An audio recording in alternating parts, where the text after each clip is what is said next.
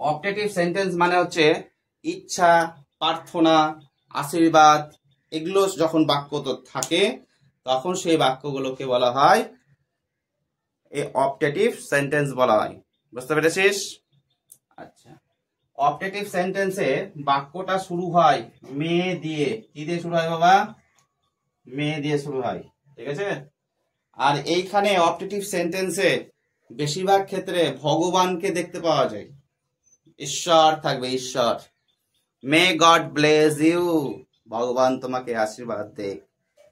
ঠিক আছে। May God bless you, ভগবান তোমাকে আশীর্বাদ দেখ। এই বাক্যটাতে দেখো মে আছে না বাবা?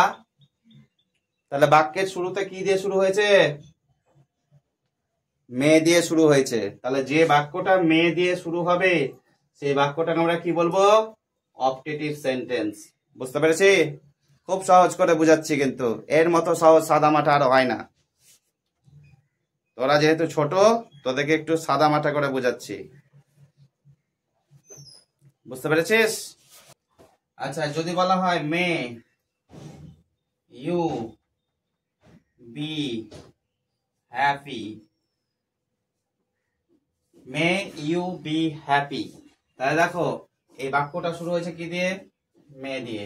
আচ্ছা, তুমি সুখী হও। কি বলেছে? তুমি সুখী হও, মে ইউ বি হ্যাপি। তুমি সকালবেলা ঘুম থেকে উঠলা।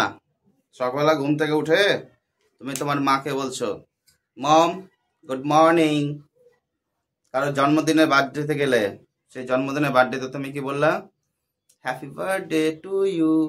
তাহলে যদি কাউকে উইশ করি আমি, তাহলে যে শব্দটার দ্বারা উইশ করা বোঝাচ্ছে সেটাকেও আবার বলা হয় অপটেটিভ সেন্টেন্স। বুঝতে পারলাম? যেমন গুড মর্নিং, এই কথাটা কিন্তু দিয়ে আমরা উইশ করা বোঝাই। ঠিক আছে। আবার যদি বলি আমরা হ্যাপি বার্থডে, হ্যাপি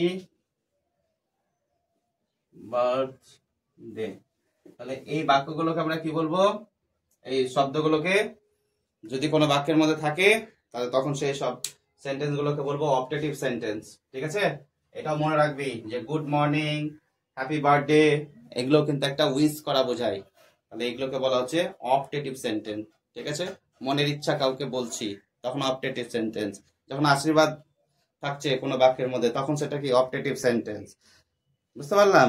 যখন ভগবান থাকছে, ঠিক আছে, গড ইজ যিশু, আল্লাহ, ভগবান যখন থাকছে তখন সেই বাক্যটাকে আমরা কি বলছি? Optative sentence. আর বাক্যটা কি দিয়ে শুরু হবে? ম্যাক্সিমাম ক্ষেত্রেই মে দিয়ে শুরু হয়, তাহলে সেটাকে কি বলছি? Optative sentence. এর থেকে সহজ কিছু করা যায়? নাও।